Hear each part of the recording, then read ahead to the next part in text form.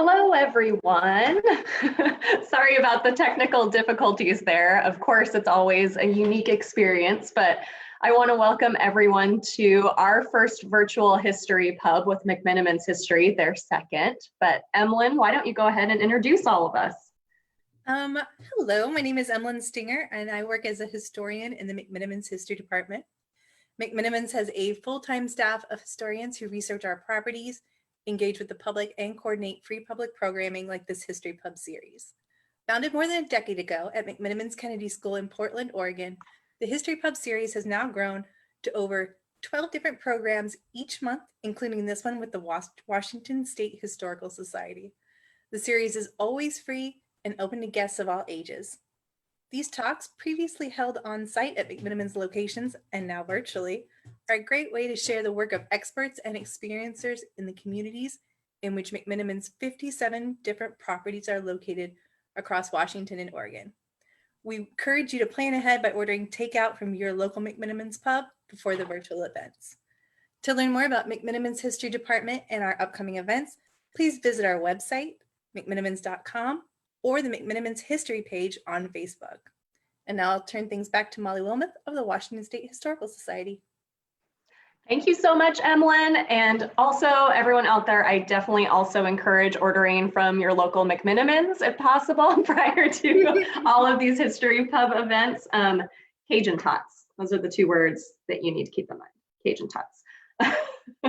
So before we kick off for the rest of the evening, I first want to start by acknowledging that the Washington State Historical Society is located on the traditional lands of the Puyallup people who have stewarded the land throughout the generations, and we pay respect to their elders, both past and present. So wanted to acknowledge the Puyallup tribe and thank them. And just to talk a little bit more about the Washington State Historical Society, we have all sorts of virtual programming going on, as well as virtual history pub, which we were so excited when we were able to make this a reality, because it's something that we really enjoy doing at the Elks Temple on a monthly basis. So we're really excited that this is our first version of that. We do have our Washington State Home Society series, which is all of our virtual programming that we've been doing. I believe we actually started like 2 months ago, bringing you all of these different virtual programs. And we have some more coming up here even this week. So on Thursday, we'll be talking about suffrage history, again, in the same location where you're viewing this virtual program right now. So welcome and thank you for joining us.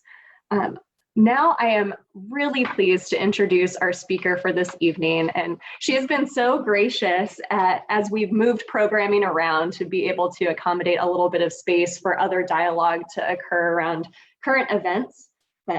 And bear with me, Emily has so many accomplishments that I really want to run through all of them. So Emily Washines is an MPA and scholar, and an enrolled Yakama Nation tribal member with Cree Skokomish lineage. Her blog, Native Friends, focuses on history and culture. Building understanding and support for Native Americans is evident in her films, writing, speaking, and exhibits. Her research topics include Yakama War, Native women, traditional knowledge, resource management, fishing rights, and food sovereignty. Emily speaks Ichiskeen, the Yakama language, thank you, in other Native languages. The Yakima Herald Republic lists her as the top 39 under 30. She received a Single Impact Event Award for her 2018 presentation from the Association of King County Historical Organizations. She's also a board member of the Museum of Culture and Environment, Artist Trust, and Columbia River Keeper. She is adjunct faculty at Yakima Valley College. Emily researches and speaks on the historical aspects of missing and murdered Native women on the Yakima Reservation, with particular emphasis on women and girls who were raped and murdered in the years leading up to the Yakama Wars of 1855 through 58. She searches for descendants of the Yakama War to stand by her side. Emily lives on the Yakima Reservation with her husband and 3 children. Welcome, Emily. We are so thrilled to have you. Thank you for joining us. Thank you so much. I'm honored to be here today, and thank you to both of the hosts for this time. Yeah, so I'll go ahead and get into it if that's okay with you. Please, Okay. thank you. All right. Just because the screen is very, my title slide I worked on. Okay. Let me do as, oops. Okay. Can everybody see the title slide? That Okay. looks great. And I totally forgot, sorry to jump in again, Emily. We have both Len with the Washington State Historical Society and Emlyn on the back end and the Facebook version here. They'll be fielding questions and comments throughout the presentation. So as you have questions, feel free to type those in the chat, and I'll be posing those questions to Emily at the end of her presentation. Go ahead, take it away, Emily.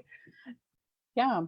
So I'm really glad to have you here today to have this conversation. There's a lot going on right now, just a range of things that are happening. So I'm going to open in our traditional language while I have all these different images for you to take in, and hopefully we can kind of take a collective breath, like any stress or things that you've been holding on to. This is your time to just kind of release just slightly a little bit of that, especially me, because I always get nervous before presentations. So Shech Klawe, Inimanaimima, Inknosh, Winiksha Twaipum, Ichi Timini, Tichum Iwan Nimi, Kushech Dechau Pawa Nimaimuma. So I just, in my introduction in Ichi Skiing, I just acknowledge myself, the land, and the people, and I appreciate Washington Historical Society mentioning Puyallups and where they're located, and that acknowledgement as well. I have a little bit of randomness with my presentation style, as you can see, and we'll kind of get into that as we go on. My presentation and everything is rooted in my curiosity, and it's one that includes non-natives. It's one that includes my children, my husband, and also, as you see on the bottom right corner, Maleficent. So what does Maleficent have to do with crossing historical boundaries in the Yakama War? So if you have any guesses, you can, again, go ahead and put that in the Facebook Live. We're an interactive. That's part of the purpose of being interactive. I'm not seeing anybody. I haven't been in a store for 90 days. So this is our chance to kind of have that conversation. As well as, this beaded image of one of our, this is what I've used to depict Yakama women. This was a beaded image by my mother, Stella Washines. And in the background there, for the history folks, if you ever need a replica, check out your pencil sharpener station at your local museum, because sometimes they have howitzer pencil sharpeners. And this front image here is myself and a descendant of the Yakama War on the other side. This photo was taken by Lei Khan. When we talk about presentations and we talk about this work, I also have a very artistic approach to my Yakama War work, my historical work. It's a very triggering work whenever you're doing this. And for me, I write poems alongside that. And I'm not going to read this entire one, but they sang a warrior song for her. This is on my website at Native Friends. Part of the reason that I, wanted to share this process publicly is because my elders asked me to never forget the role of Yakama women with the Yakama War. And they wanted me to hold and carry this. And when I was 18, I wasn't sure what that meant. I wasn't sure, how do you bring this story forward? And when we talk about authenticity, how do I bring this forward so that it's my voice? It's something that is true to what I grew up with and what I know, and a path forward for me. And so a part of that process I discuss and talk about in this poem, the emotion of it. And I'll just read the final line. It says, "They sang a warrior song for her, and women who lack ancient acknowledgement." And so when we're talking about this story, when we're talking about this history, this is stories that's not really told in the Northwest. I teach this subject. I teach Pacific Northwest history, as you heard in my very long intro. And so many of my students don't know there was a Yakama War, and they live in the Yakama Valley. I would say 90% of my students don't know. I like to include an image of the different American Indian and Alaska Native tribes and Alaska Native villages because I'm only one voice from one tribe. I have lineage with other tribes, but there are so many stories to tell. Washington, there's 29 federally recognized tribes. And as these questions come up for you, I hope that you're able to search or find those resources, or maybe the hosts here will have future presentations. You can get takeout and come and listen again on those. So when we talk about revisiting this history, I've often been asked, where are you going with this? What does this mean? And sometimes I don't really fully know where the pathway is. I'm just curious, I have questions, and I want to find it out. But luckily for me, Anton Truer, who's a professor of Ojibwe at Bemidji State University, wrote a quote that I reflect on often. And each time I read this quote, I arrive at a different place with regards to my purpose. And so he said that we have to say what happened, how it happened, why it happened, and acknowledging the way that systems of privilege were established and maintained and still maintained, even today, as a part of the process to heal those ancient and contemporary wounds and make things better for the next 500 years. So when I read this quote and I have this audience now, I think, what an opportunity for you to join me on this journey. I have this story and this research and this time that I've been with it, but it's not something in a journey that I'm traveling alone. This is a community journey, and that can be very new for people. Historians are supposed to have stacks of books and be with a tiny little lamp with the green thing on it and in their own silo, and then they have a fancy presentation they give, and maybe you don't think of somebody that's a brown Native woman talking about Yakama War, and then saying you're a part of this process and we're a part of telling this story together. But that's what I'm here. You're with me on this journey, even by listening. When we talk about knowledge, when we talk about who has this knowledge, who has this history, there are some things that I have to come and address and just be very upfront about people that this might not work for. So if there are people that just don't want to acknowledge the data set of Natives and our stories and our history, this probably won't work. If you need photo documentation of every single step, it probably will be uncomfortable or new for you. Or if you need a non-tribal historian or writer to authenticate all of our different historical accounts, this will be new for you. So I always bring that up because I want to really reopen that place in us that brings about that curiosity. I was playing in the water with my son right before this, and just seeing him play this game of will it sink or float, I really just reimagined the curiosity factor in this presentation, and I hope I can bring that with you today. So who started the Yakama War? I didn't know that at the time that this would be such a controversial question to ask, but there's probably, 90% of the history books that don't agree that, the Yakama War was started as a result of violence towards Yakama Native women. And why is that?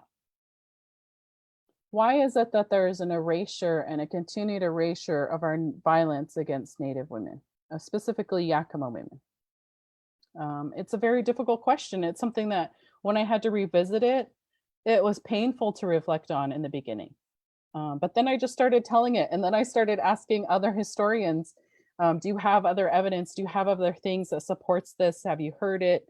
And more people started stepping up, and I started to see them cite more things. Sometimes it's called a mistreatment, which I don't think rape and murder should be called that in today's terms. I know that historically sometimes those are used, but we really have to reflect on and say what happened.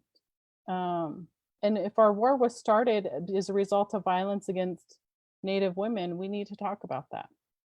So the treaty was signed in 1855. So June 1855, 165 years ago. by the Yakama Nation and actually our 14 confederated tribes of the Yakama Nation. Other tribes also gathered in Walla Walla and signed their respective treaties at that time. There were other tribes in the region that had signed treaties in that year. By the fall time, they had found gold. So the way the government worked then, there was still bureaucratic tape to jump through for laws, as there is now. Even when you sign a treaty, it still has to be signed off by Congress. That's called ratified. Our treaty was not ratified and gold was found. As a result of that, the territorial governors opened up the land to gold mining. Some of those gold miners, as they were heading from the west side through Yakima lands to go up north towards Colville, this is when the violence occurred towards our Yakima women. The widow of that woman responded. Now we have this thanks to Alex Salusian, a Yakima historical account of what happened at that time. And this I cover in our language in the video, so I'll read it in English now. Plus, when I read it in our language, I always cry. So I don't know what that's about. I'm still trying to process that, I guess. They have killed the wife and his daughter and the baby in a board of Moose Hill. And then Moose Hill and two of his friends killed those white people, murderers. This is from, again, Atwai Alex Saluskin in his Yakama War historical account.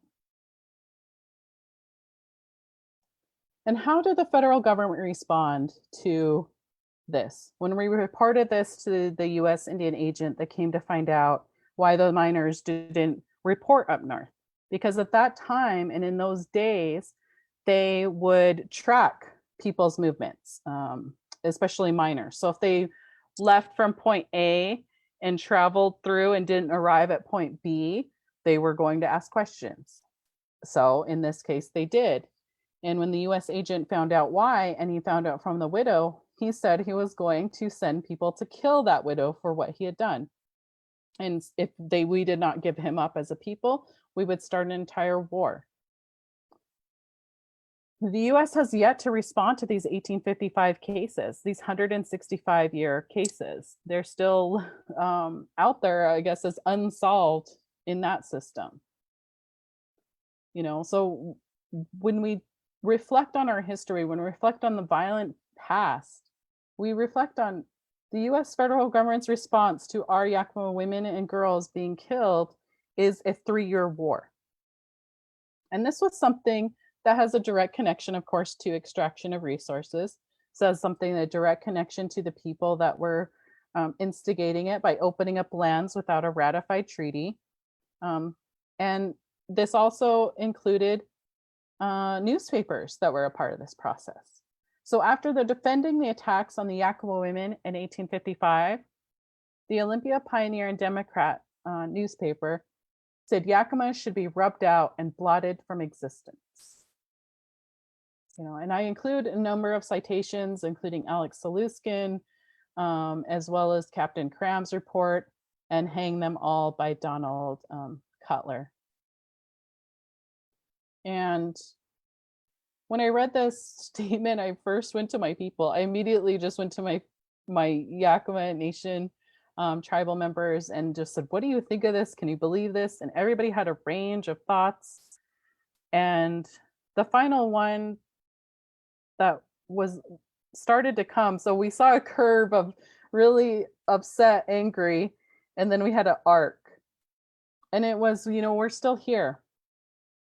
So what are we going to do with this time that we're still here? What are we going to do with that? How do we revisit this? How do we let our children know so that doesn't ever happen again?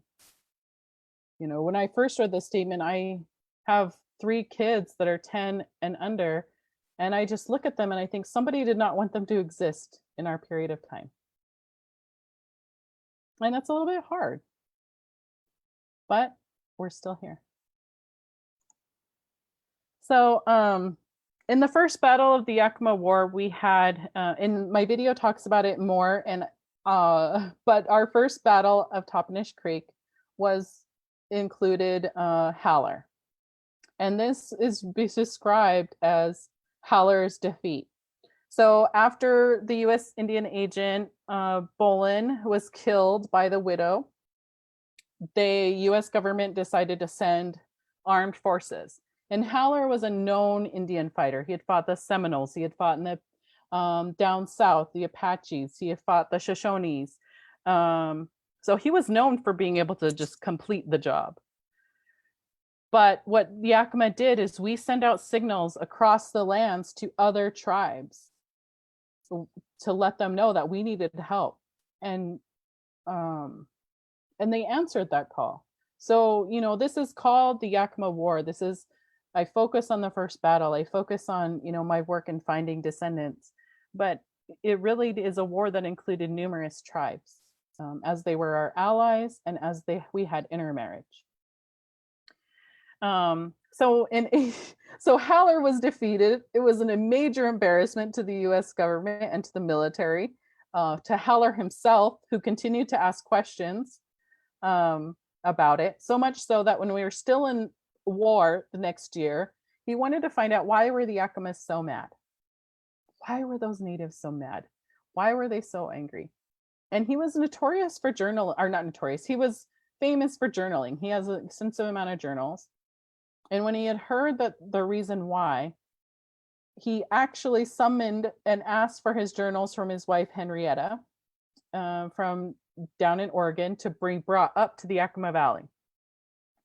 This was a year later. And I think this really speaks to, you know, Henrietta was a white woman and she was a holder of knowledge. If she was just like shrug that off, we would have had a disconnect. So I think, along with the lines of having women and acknowledging women and our people and tribal people as knowledge holders, I really want to acknowledge the process and place of her, because she found a way to get that journal all the way up and coordinate that along with the military. And so when he read and checked out what interviews were coming up, we checked that with his journal from the year before. He saw that their violence had occurred to our Native women and that this was a response. And what he journaled is, the Yakimas were justified in their actions against me. If I had just approached the story as a us versus them, if I had just said, this is the military that did this to our people, this is the governor that did this is the miners that did this, I don't know if I would have had that story. I don't know if I would have had the mindset to be able to see that validation. This is not in history books that much.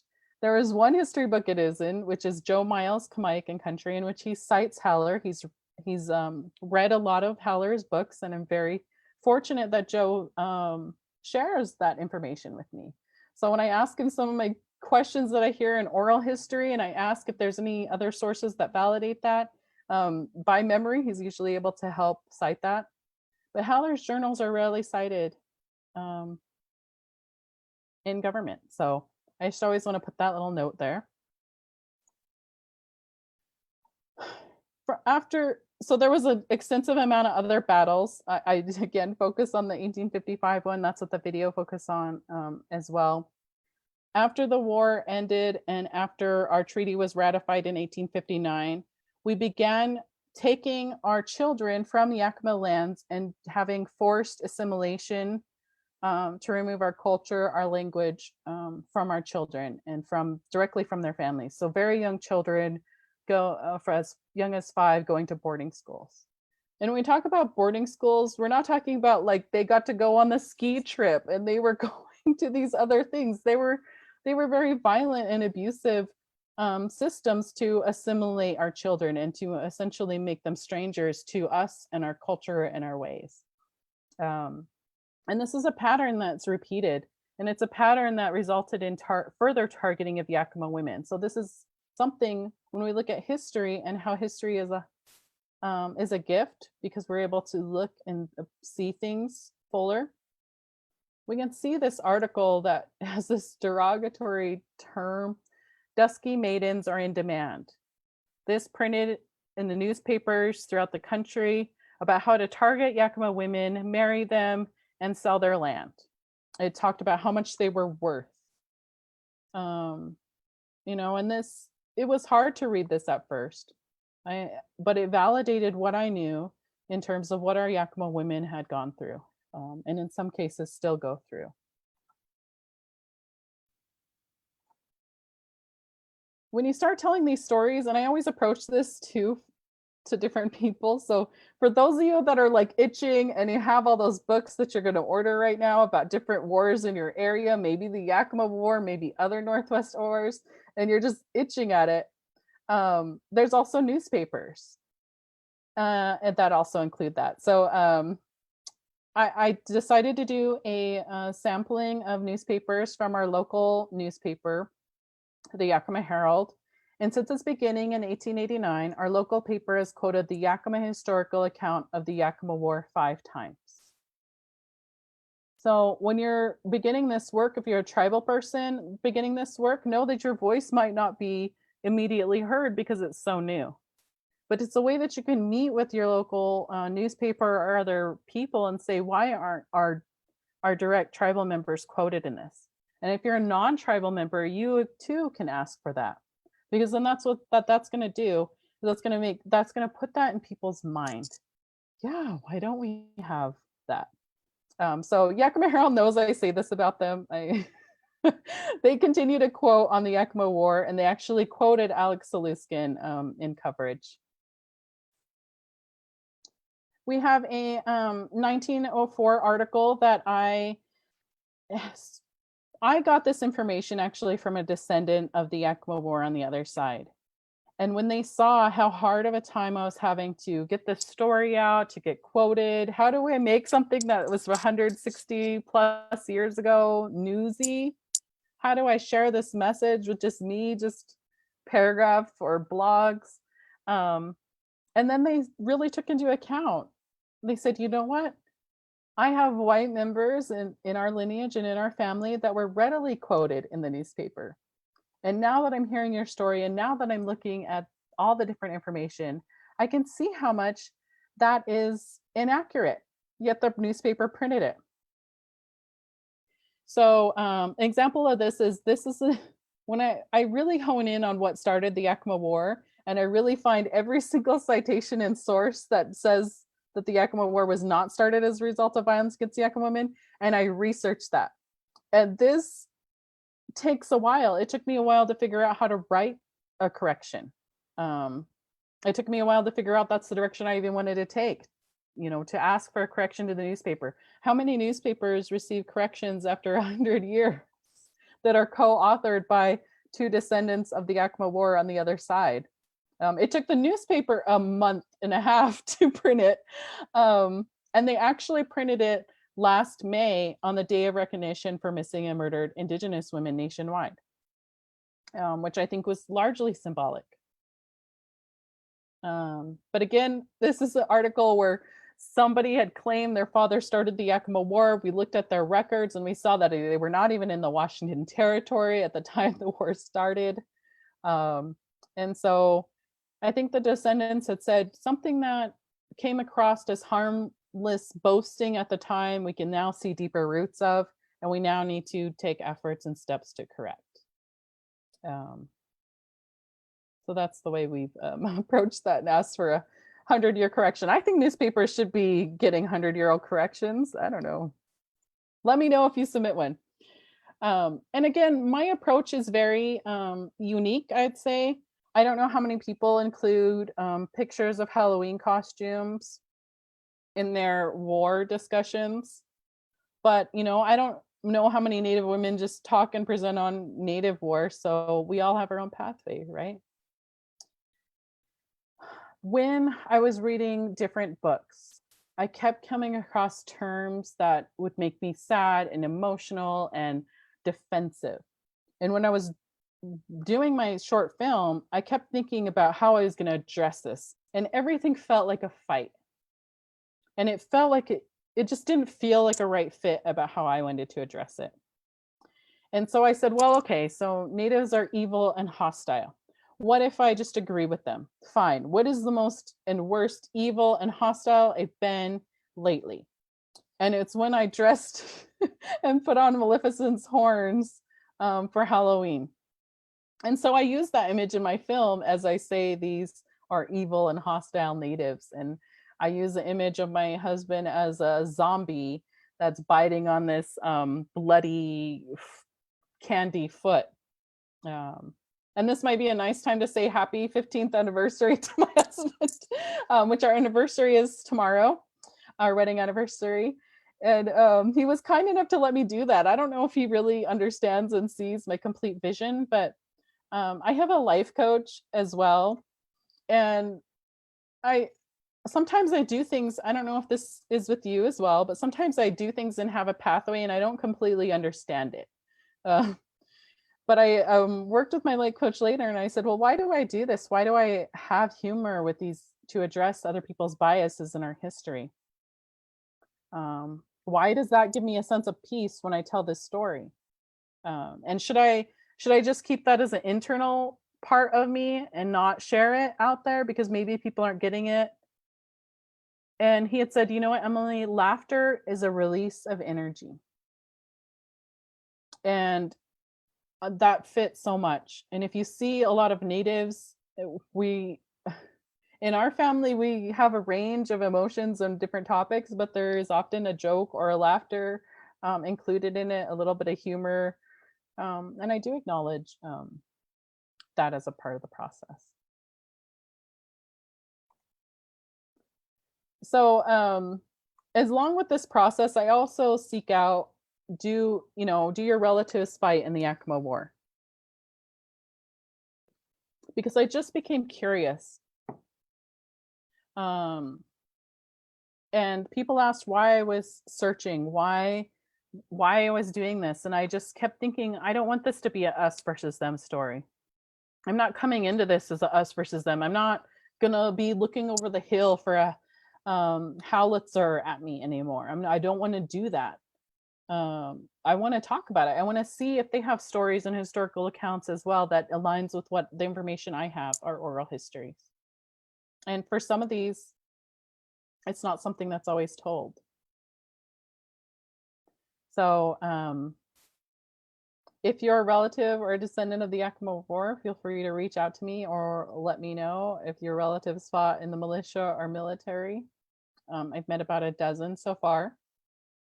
And how I met them and found them is I would ask everybody I could think of, do you know about the Yakama War?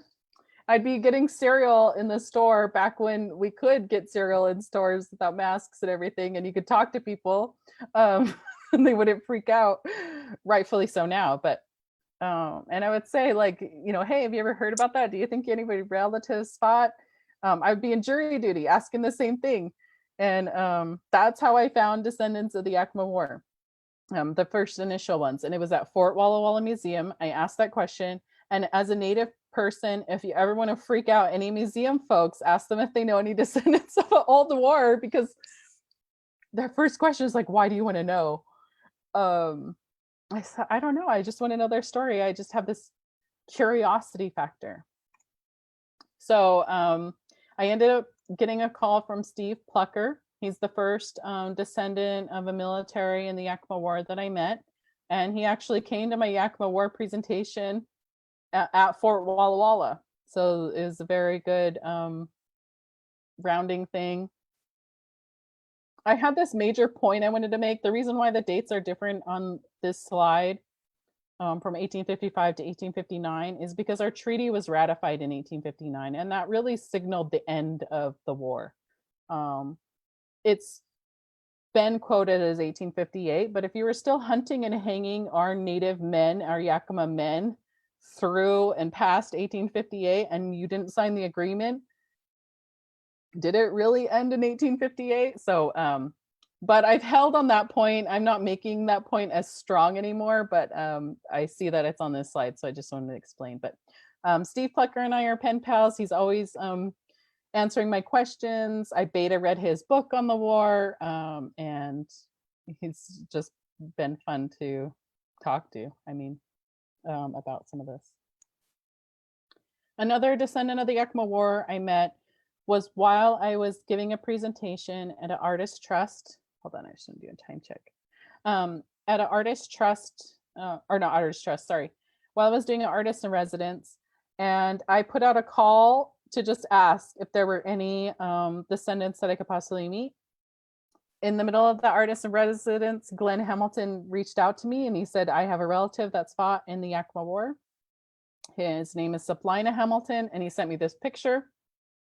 And I said, you know what, I'm presenting right now. Can I print off this picture and share it and tell this story and share what you've told me so far? And he said, sure. So, I mean, we went immediately from talking, meeting, and me having him in my artist in residence. And we were pen pals for about a year before we met.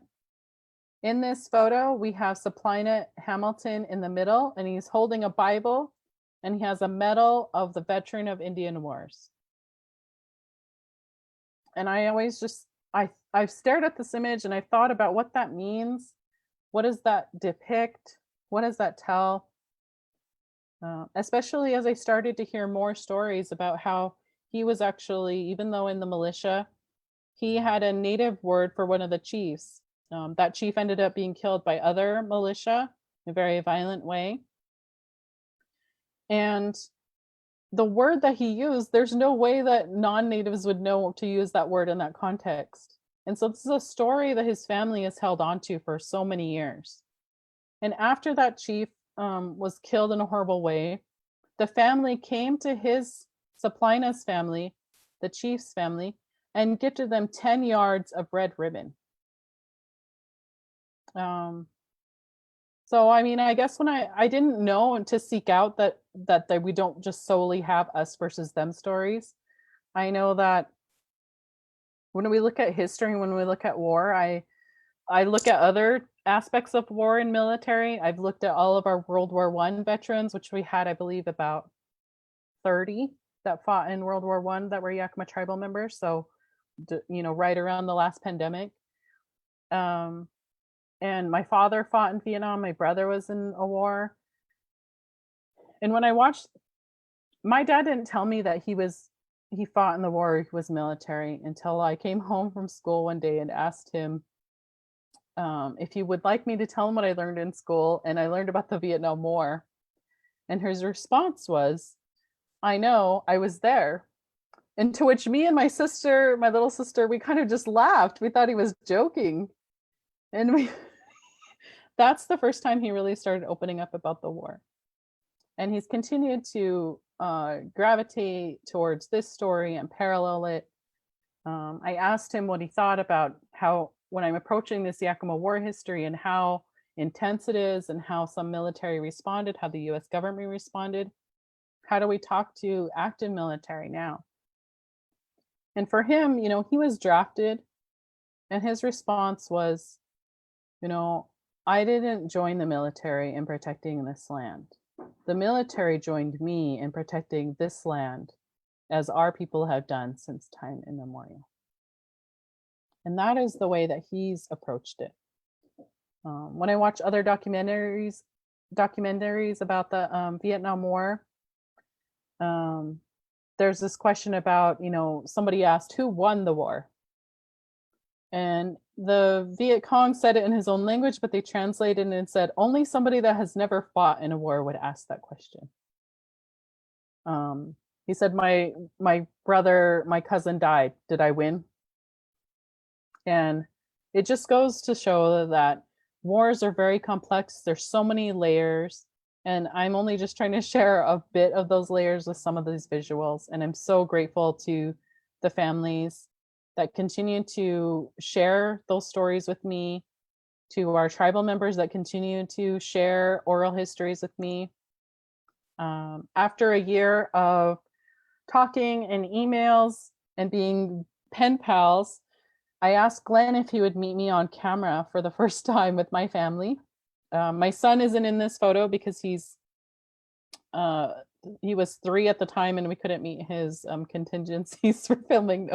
And you know, he agreed. And so this is a photo by Lay Khan, and KCTS9 filmed this. This is at Fort Simcoe, which is in the Yakima Valley.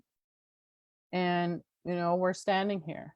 And as we stood here, I also have to acknowledge and recognize that as I was searching for descendants and going around asking everybody, I knew that my husband had a lineage with an Indian agent.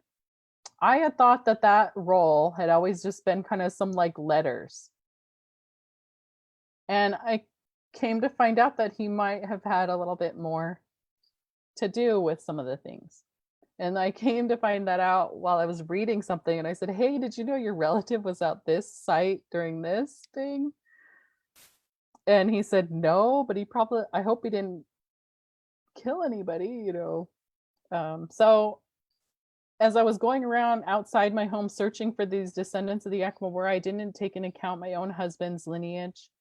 Agent Olney is buried at Fort Simcoe. He actually lived through different battles and shootings. He was started out as a businessman in the Dells, and because he could speak and get along with natives, they were like, "Hey, let's make you an Indian agent." He actually survived through the war and was on a horse one day, fell off, and a arrowhead that was in his skull finished the job. So he lived for many years after, and he ended up dying by an old arrowhead. Which that's actually the words of my husband that I just quoted. I don't know if I would use those words, but he says it finished the job, so I should have air quoted that. So this is one of the phrases that I always leave with. When Glenn and I got done filming, he asked, "Where should we go from here?" And in the first photo that I had shown when we began this presentation of us kind of laughing together, that's when I said we should ask for 100-year-old correction to that article. But I really do believe that this is a really good broad question to ask when you've gotten done reading something, when you hear a historical account. Where should we go from here? It's an enduring question. So we'll show the two films, but you can find me at nativefriends.com. My email, nativefriend33@gmail.com. This is my business. I have some blogs on there. I'm still trying to figure out my RSS feed. I will load more blogs soon, I promise. And I also am hosting a podcast called War Cry. We just loaded our trailer in our first episode, and this is with 3 other Yakima women that we just decided to host a podcast and talk about Northwest missing and murdered. So again, you can find me there. I'm going to stop sharing screen and we'll go into the videos with Molly. That was wonderful. Thank you. And everyone bear with me while I figure out how to share the video again. I had it pulled up, but.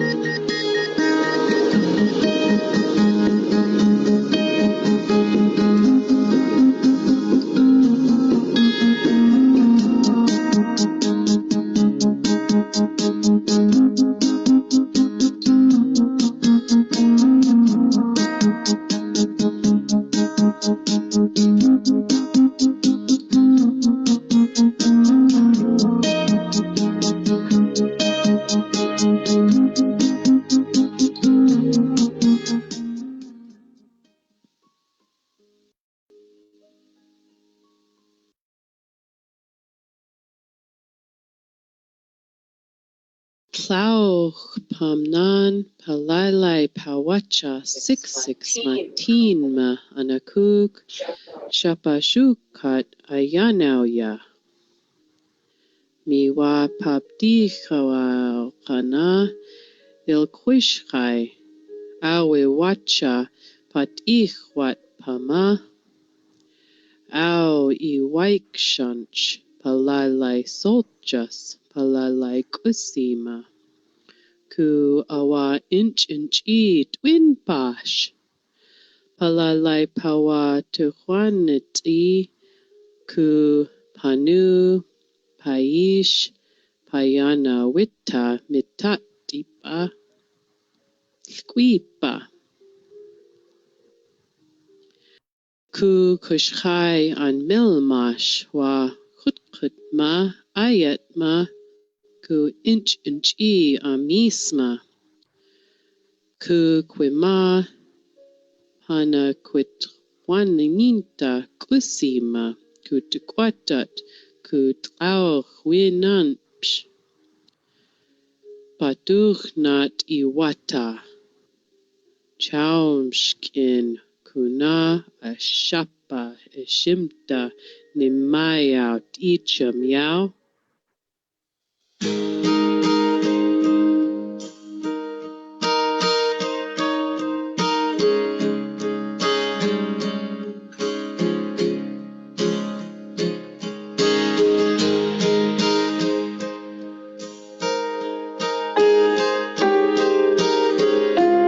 Hi, this is Emily. We're here next to Piwa Oyet, which is the first treaty council.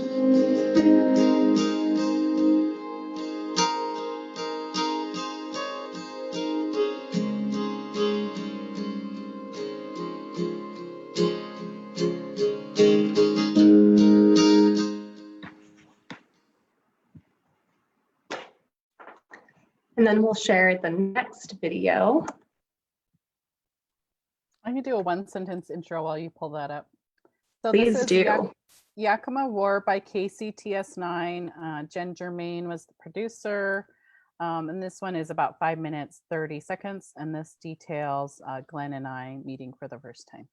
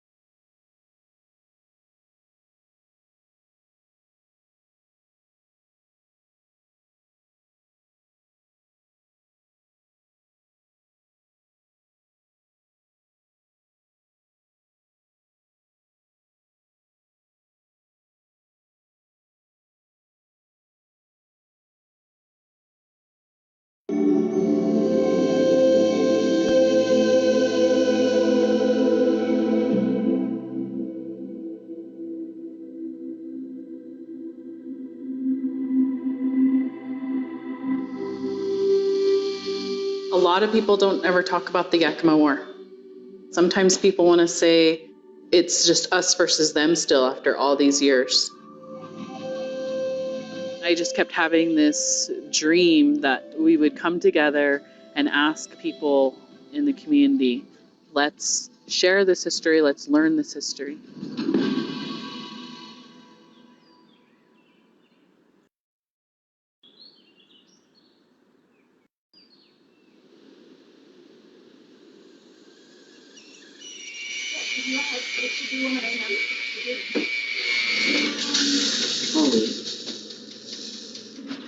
Going to be heading down to Fort Simcoe, stand side by side, descendants of former adversaries in the Yakama Indian War. This conflict now is 163 years old, but for the native peoples, very difficult history. This is where they load it. Load it here, they light it here. We're at Fort Simcoe. This is an area that the military came and gathered during the war, the Yakama War, remember? We talked about that. That happened after there was violations of Yakama women. Because we took action against them, they considered that us fighting. So then they kept responding with fights, and then we had battles for 4 years. My great-great-grandfather was named Supplina Hamilton, and he was a volunteer that fought in the Yakama Indian War, 1855, 1856. So I first heard about Emily about a year ago from a story on National Public Radio. There was this segment that came on about Emily Washines and the work that she was doing related to the Yakama Indian War. I put out a big request asking for relatives of the U.S. military on the other side, and that's when Glenn sent me an email. And so we've had a correspondence and dialogue for over a year now. We're going to come together and say, we can be friends now. You've arrived. I really hope it goes well. I hope our families become friends. I'm feeling excited, and I'm also a little scared. It's hard to talk about the past. It'd be so easy because of the historical context to have a little bit of tension there, but I don't think there's going to be any at all.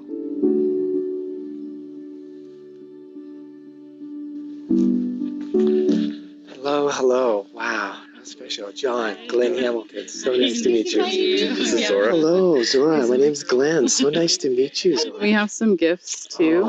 This one's buffalo, and then this one is a necklace. Thank you. That's beautiful. And then this one is for you guys. Oh, that is Oh. beautiful. Thank you guys. How sweet. And it says Yakima on it. With all A's. And Mount Adams, yes. I want to thank you guys so much for coming and making the trip and doing this effort. Our relatives are historic enemies.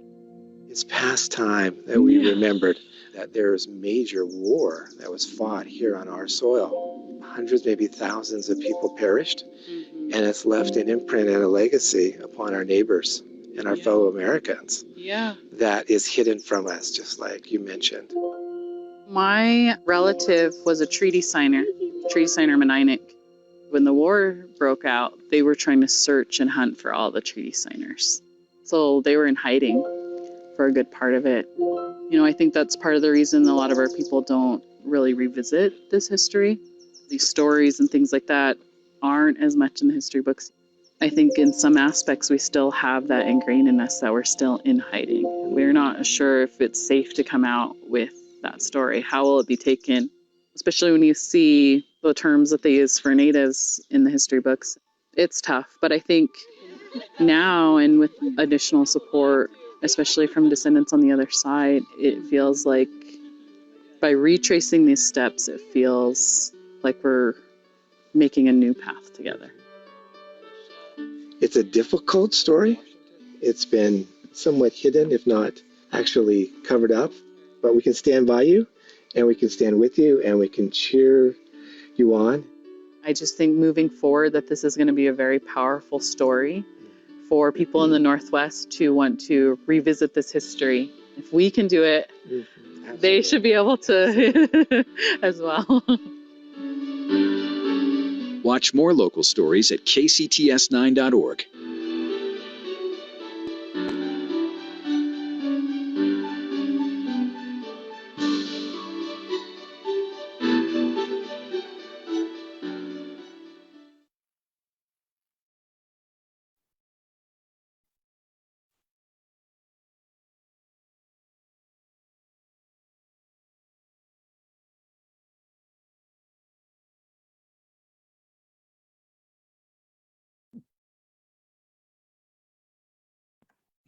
Still figuring out the process of doing the Zoom, but thank you for sharing. Your whole presentation and those videos are just incredible. What a way to open up dialogue on such a challenging and difficult topic.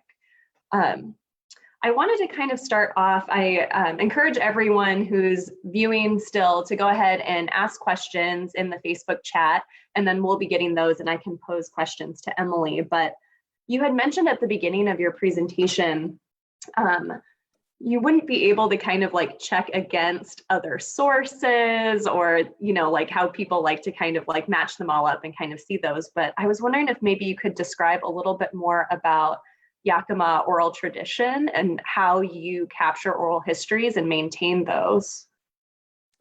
Yeah, so with these stories, what ends up coming a lot of times is you'll be passing by, I saw in the Facebook Live, my sister had mentioned the highway marker along Highway 97.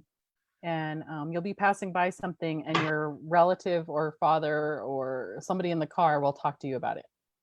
And so I say for a lot of these parts, a lot of our oral history will come in bits and pieces.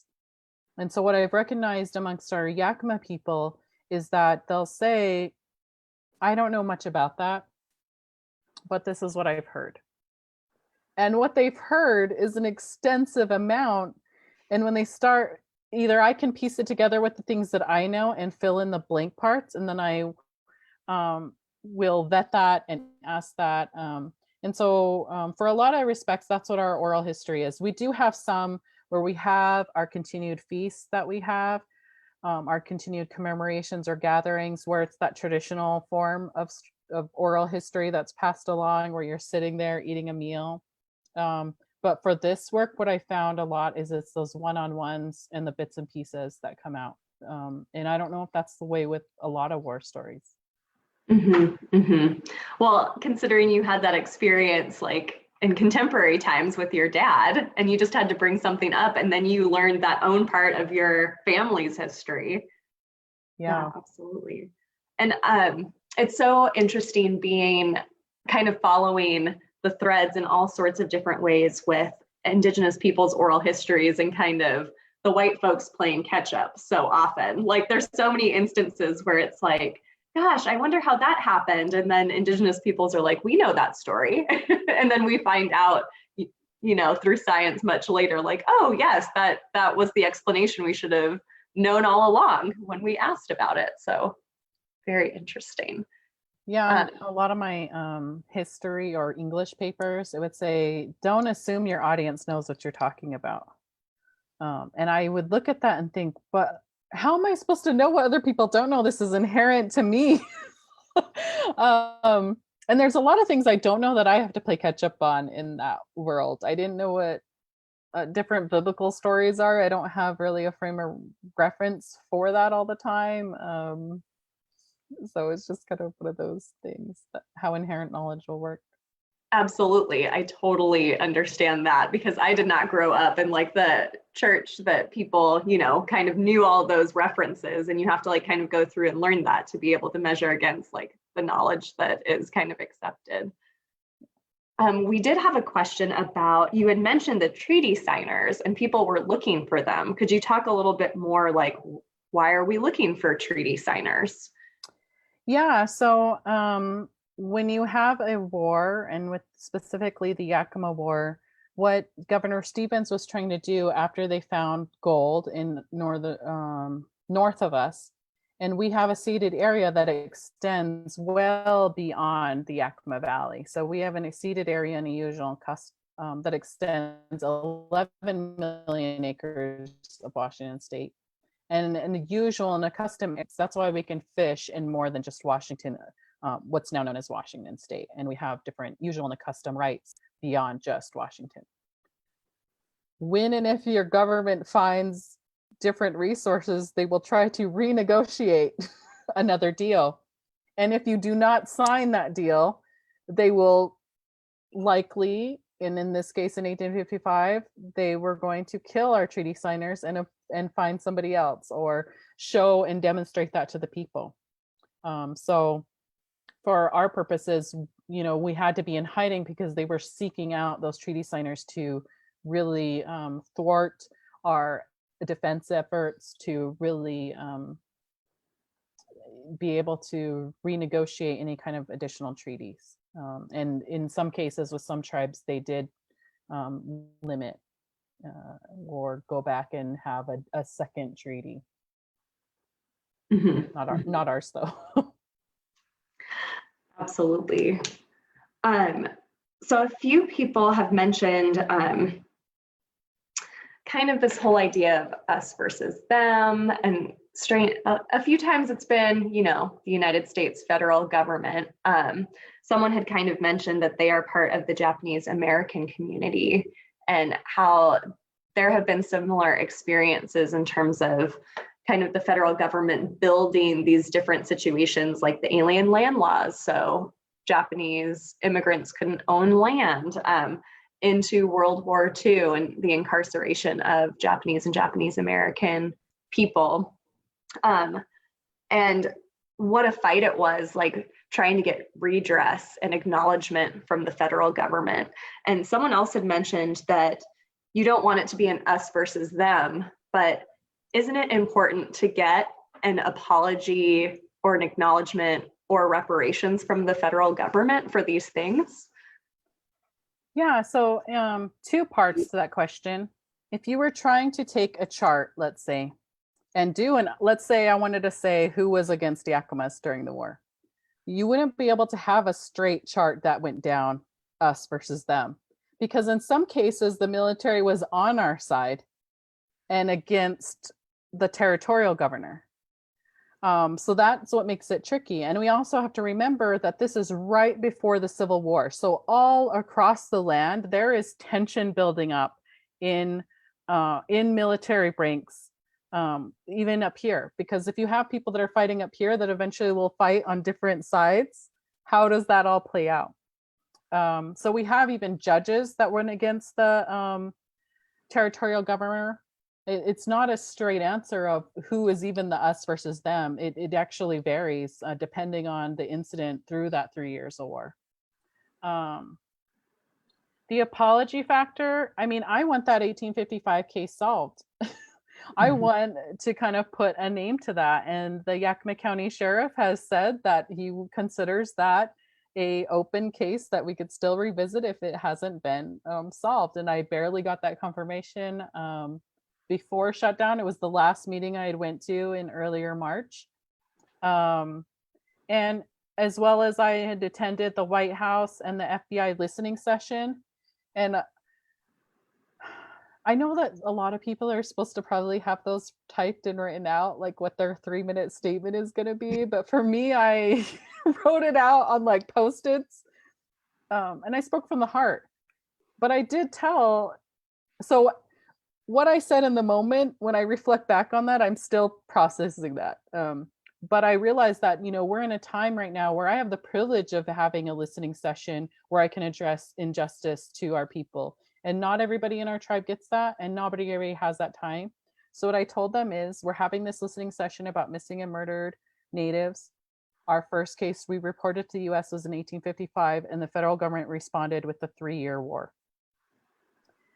And then I went on with like a series of questions, but that's the quote that I didn't know press were listening. I should have kind of known that, but that's what I got quoted on. And I think that all night for numerous nights since, that was like last week, I've been sitting, did I really tell the federal government that they started a war with us and the FBI? I don't know. Everything's probably getting tracked now. So yeah, I mean, I think there are definitely steps that we need to take. There are definitely things in the process. There are different voices to be heard.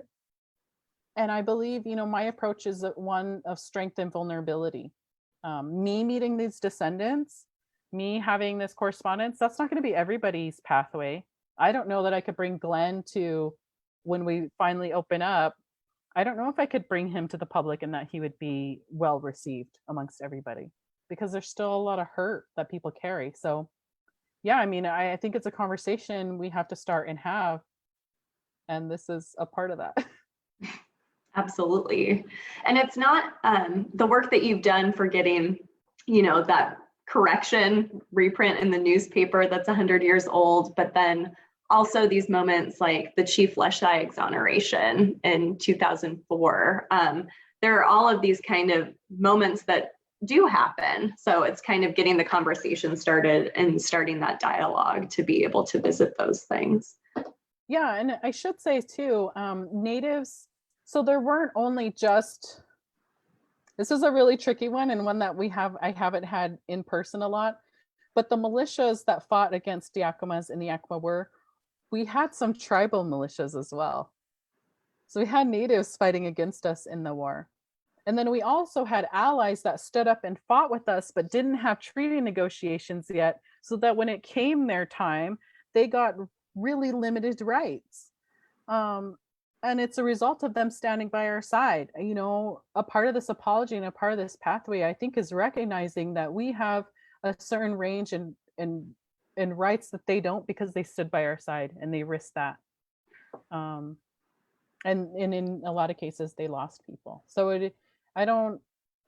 I guess I view it holistically, I guess is the buzzword people use with that. I also have amends to make as a Yakima tribal member as a result of that. Mm-hmm. Mhm.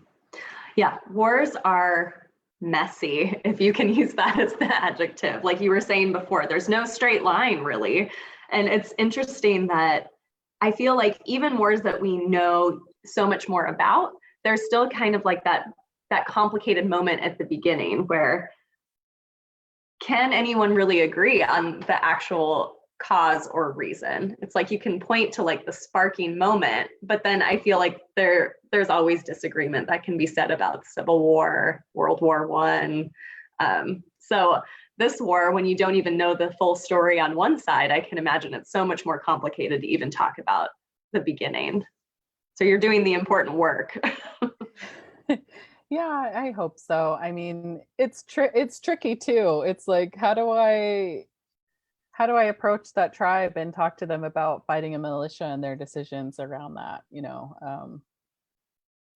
We have all their names. I know all the names of all the militia, and, and so some of them are my relatives, distant relatives, and I see their relative's name that's an Indian.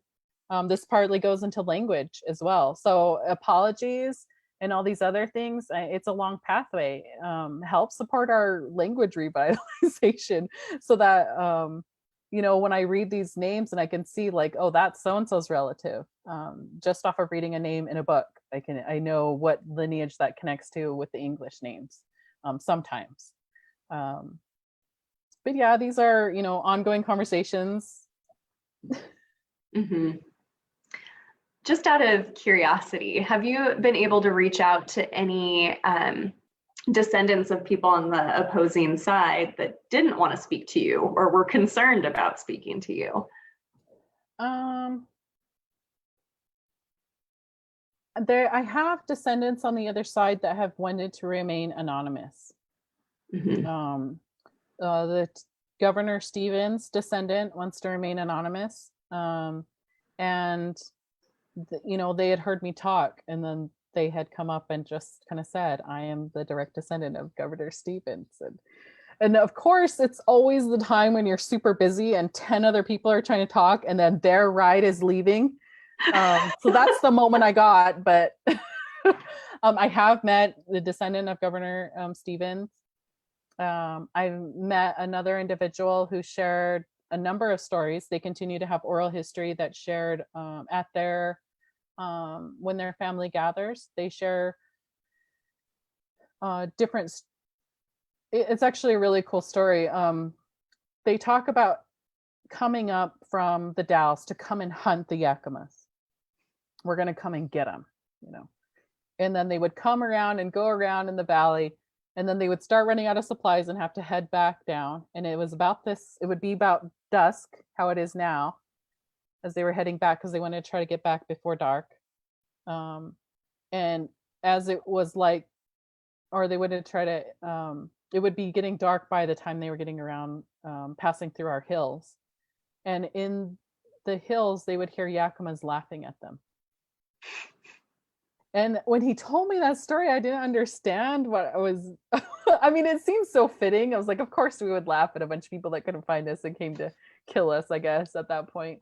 But the important part of this really stuck out to me is that we valued life. And traditionally and culturally, if we take a life, we take on those sins. That's what we believe. And so we valued life in a way that we would just let people walk away. And then our only thing that we would say to them is laugh at them for not being able to find us. But they've continued to tell that story. So I hope that, they would come back out. I think Howler's descendants, there's a few of them or a handful that I haven't been able to connect with. But Howler's house does remain in Washington with even the original doorknobs. And they've asked me to kind of help tell that story a little bit. So that's the closest, I guess, I'm going to get to the Howlers right now. Mm-hmm. Mm-hmm. A few people in the chat are curious because they, as you mentioned, like maybe didn't learn about this in like the traditional history class. So are there specific like books or resources where people could go and kind of learn more on their own? Yeah, so I have my blog, nativefriends.com, where I have about, I want to say 4 or 5 blogs dedicated to the Yakama War and different history, as well as my social media. I have a forthcoming case study that's coming out that will talk about this. It'll be published with Evergreen Native Cases.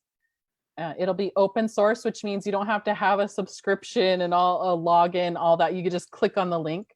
I don't have a publication date for that, but it should be soon. And I've also mentioned Joe Miles's book, Kamayakan Country. And he has a really great resource. I think his book, I want to say it's in the $15 range.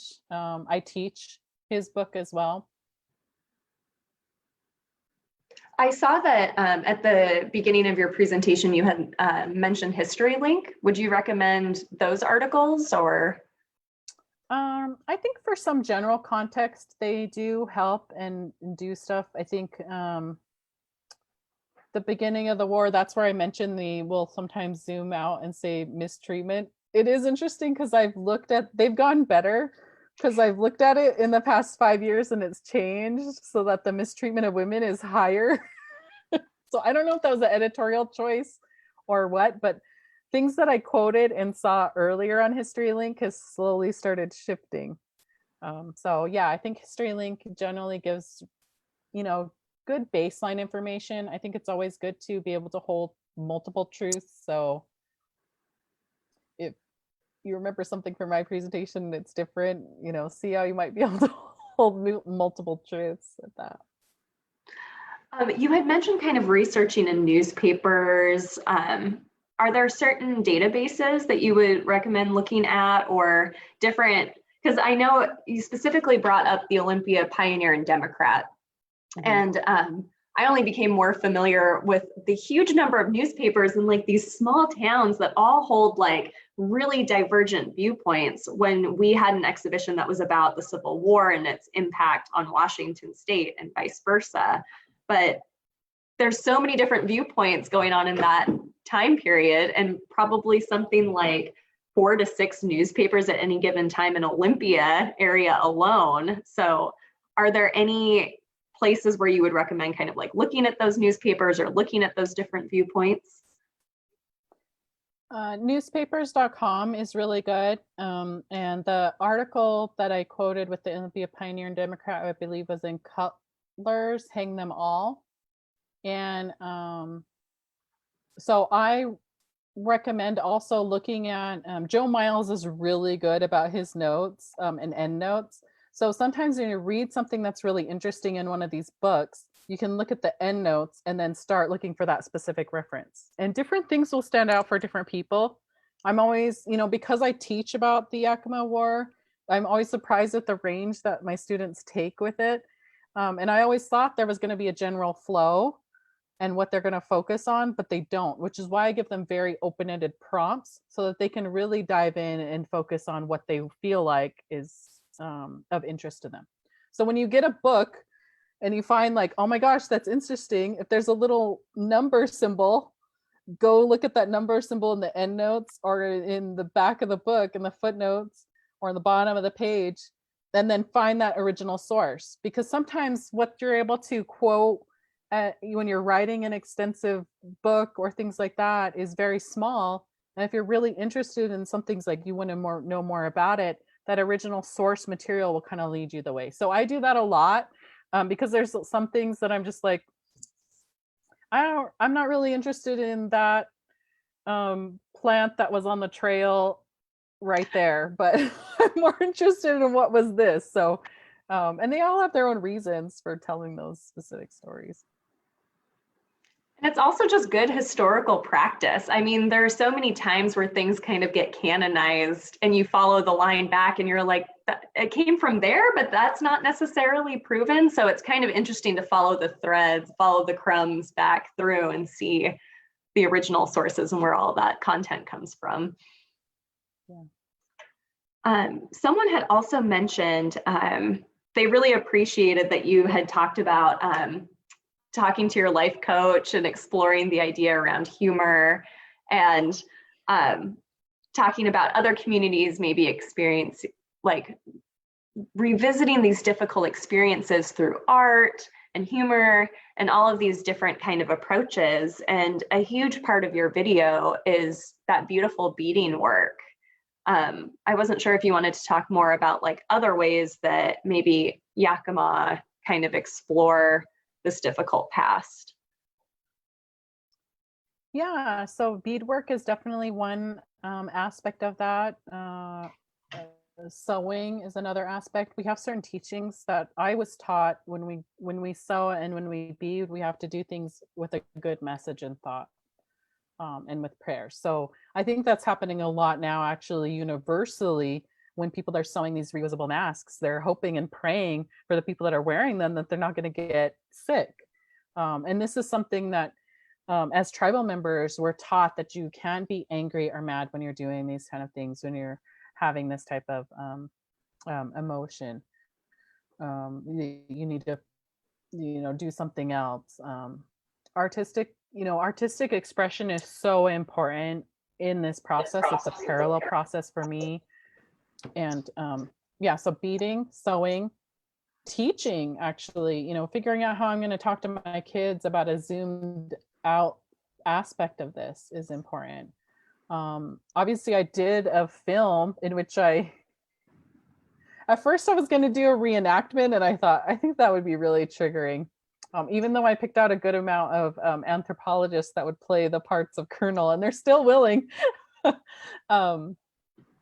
But I really decided to use this aspect of this beadwork because I thought that it spoke universally, and it would show something that our people created that was beautiful and telling a really horrific, tragic past. But even in that time and even in that moment, for the people that are either writing or doing videos about this or having an artistic response to this, I keep thinking about, what did our people pray for? So I'm on the Yakama Reservation right now. We passed by the different battle sites, as been pointed out. What did our people pray for in 1855? And I rest on this aspect that they prayed for somebody to be able to help tell our story in the future, to help be able to advocate for our women in a strong way. And each of us as the tribal members have a part, have tragedies in our past. And if we can bring that forward and show and depict that in ways and in mediums and with art, we definitely should. And I'm excited to see that. I don't want to say exactly what that could be because I don't want to limit what people's response could be with regards to that. Maybe it's a mural, maybe it's a run, maybe it's maybe it's another video, maybe it's a whole beaded exhibit. I don't know.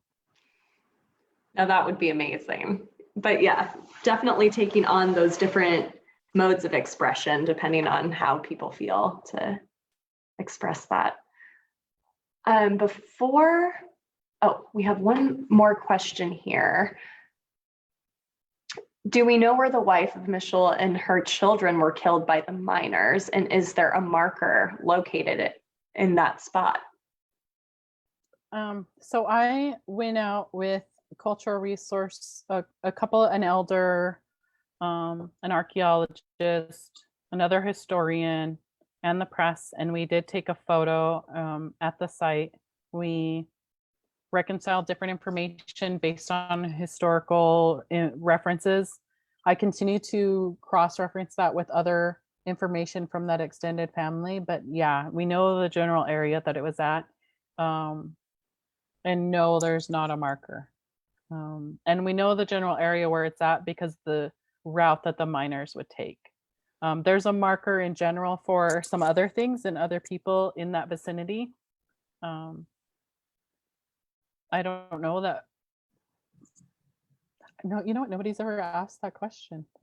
I mean, press have asked that question, but not, not people. I don't know if we would do a markers in the traditional sense of that.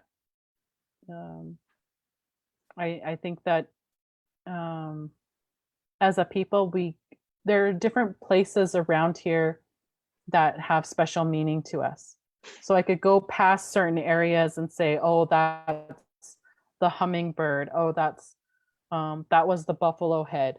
And they hold that meaning to us in much ways that now that I know more about Western society, it it would be like looking at a religious symbol and being able to hold that close. So the way that my cousin Josiah Pinkham has explained it, he's like, lucky me, I get to look around and stand here and look out, and it's like, to you that would be the equivalent of looking out and seeing your Jerusalem.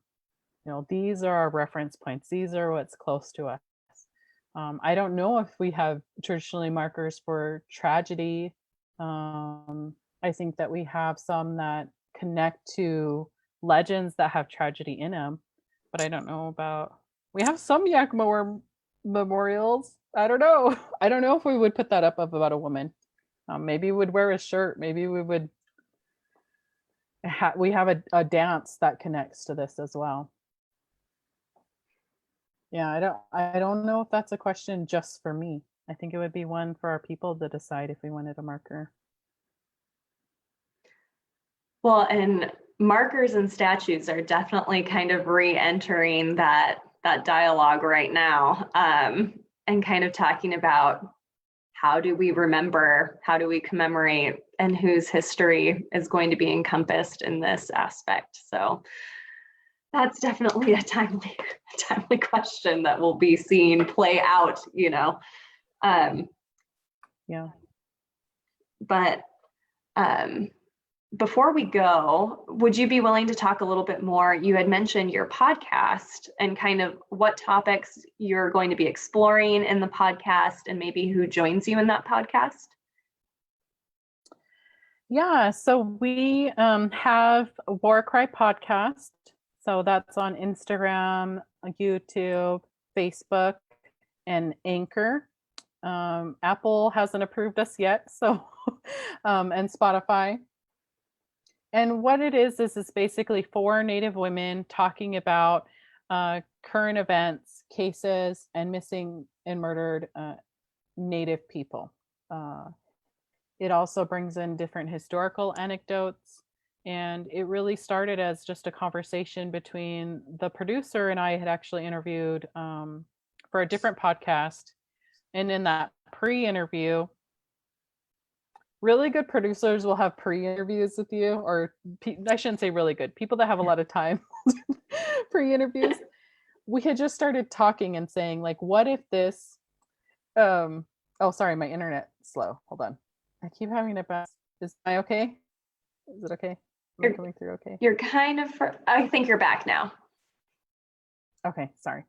And so we had just had this conversation about what if we could approach this? What if we could talk and tell more?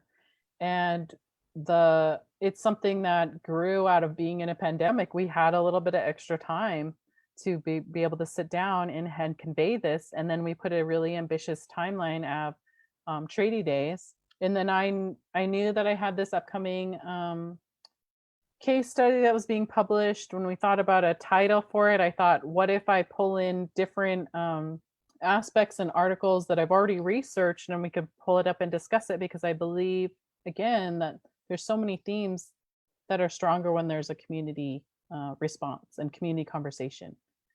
And so that's what we do. We discuss the Dusky Maidens in Demand in more detail. We have 18% of podcasts don't have a 18% of podcasts have like people of color or people from underserved backgrounds. And so to have 4 Native women coming together and having a voice is unique.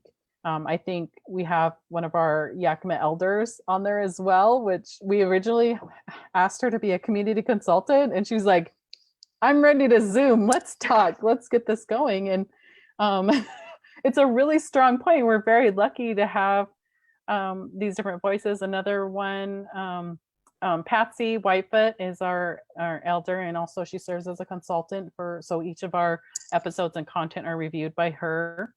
Lucy Smartlowit is somebody that is a parent of a trans youth, and she really brings in the LGBTQ perspective and two-spirit. And Robin Peebushy is our producer. And then those are our co-hosts, and I host it we each one is about an hour long. That's all I have to share. I'm so looking forward to just being like a subscriber all the time to that podcast. So looking forward to having all of that information kind of coming at us on a regular basis. Thank you for producing that. And I think that brings us to about like an hour and a half. Thank you, Emily, so much for joining us. This has been really amazing. We were so thrilled to host you. And I also want to mention, Emily will be donating half of her honorarium also to, and I don't even have the note of the organization, but in support of acknowledging the Black Lives Matter movement. So thank you so much for doing that, Emily. And as we leave, I also want to mention we will be hopefully continuing all of these virtual history pubs in joint partnership with McMiniman. So please join us again. July 7th will be our next, so we'll be promoting that on Facebook. And also join us here on the Facebook page for the Washington State History Museum for all of our other upcoming programming as part of the Washington Stay Home Society. So virtual programming brought to you as we continue to stay safe in this very unknown time. But thank you so much for joining us, Emily, and thank you to McMinimans, and good night, everyone.